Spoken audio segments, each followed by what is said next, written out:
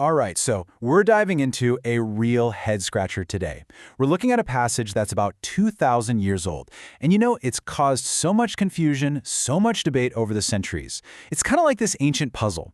And what we're going to do is unpack the clues piece by piece to see if we can figure out what was really going on back then. And boom, here it is. This is the line that's right at the center of the whole thing. The Apostle Paul, he's writing this to the church in a city called Corinth. And when you first read it, you might think, okay, seems pretty simple. But oh man, as we're about to find out, the real meaning is buried under all these layers of culture and history and context. So yeah, that's the big question, right? What in the world was Paul actually talking about? To get to the bottom of this, we've got to put on our detective hats. We're going to travel back in time to this, super busy, bustling Roman city and start looking for clues. Okay, first things first, to solve any puzzle, you have to look at all the pieces on the table. And a lot of times, the conversation about this passage, it gets really focused on women.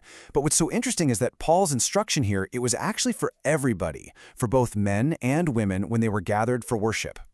See, it was a two-part instruction. It's not just one rule. For the men, Paul says, hey, when you pray or prophesy, your head should be uncovered. And for the women, he says the opposite. Your head should be covered. So right off the bat, we see it's not just a rule for women, it's a specific set of instructions for both men and women and how they were supposed to present themselves. And this right here is a really big deal, and it gets missed so often. Think about it. The very fact that Paul is even giving these instructions means that women were already praying and prophesying out loud in the church. He's not arguing about if they should be doing it. He takes that for granted. He's talking about how they should do it.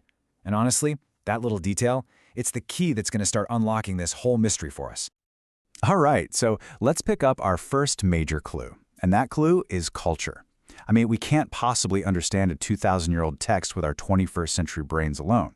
We have to try and see the world through their eyes. We have to ask the question, what did a head covering, or not wearing one, even mean in a place like first century Corinth?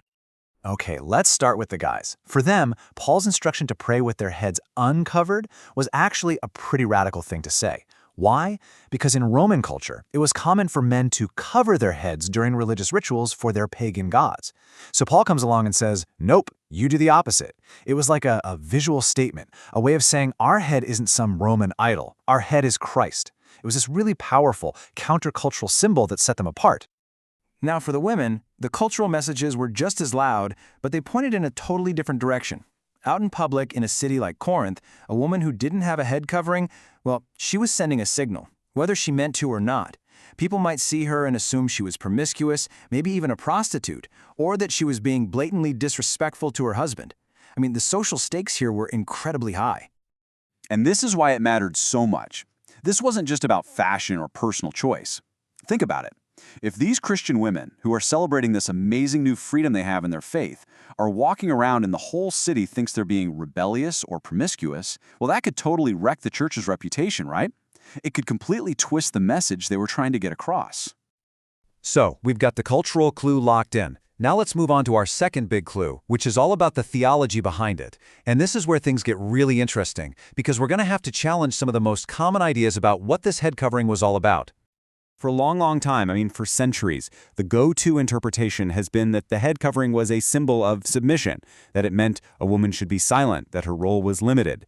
And, that's still a really common way people understand this today. But what if that's completely backwards?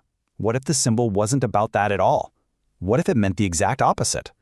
Yeah, this is the really wild idea that completely flips the script. The argument goes like this. Maybe the head covering wasn't a symbol that removed a woman's authority. Maybe it was a symbol she needed precisely because she was operating with real spiritual authority when she prayed or prophesied. So to get this, we have to look at the structure Paul lays out. He describes this kind of, you could call it a flow of authority. It goes from God to Christ to man and then to woman. Now, it's super important to understand this isn't about one being better or more valuable than another. It's about a specific kind of divine order or structure that he's describing. So picture this. A woman stands up in the church gathering to prophesy. She's exercising real spiritual authority in that moment, speaking to everyone, including the men.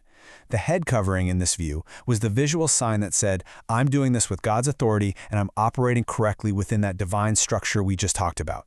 So get this, it didn't silence her, it was the very thing that validated her authority to speak. Okay, let's take a step back and put our two big clues together, the cultural piece and the theological piece. Because when you put them side by side, you start to see the whole picture. And man, it just shows you how much everything can change once you have the right context. So if you just read it on the surface with no context, you might walk away thinking, okay, this is about women being submissive and having their roles limited. But when you do the work and put it in its original context, thinking about Roman culture and Paul's theological argument, you get a totally different take. The covering becomes a symbol that actually affirmed a woman's spiritual authority and gave her a way to use it publicly without crashing against the cultural norms of her day. So at the end of the day, this head covering thing wasn't just about one simple rule. It was this really rich, complex symbol that was doing a bunch of things all at once. It was about how the church looked to the outside world, it was about order inside the church, and it was about how people used their spiritual gifts. It was handling all of that. And that kind of leaves us with this one last big question to chew on, doesn't it? If something as simple as a piece of cloth can have its meaning totally flipped on its head just by understanding its context, well, it makes you wonder, right? How much else are we missing when we read these ancient texts without doing that deeper work? It's just a great reminder that getting to the real meaning, that often means we have to dig a little deeper.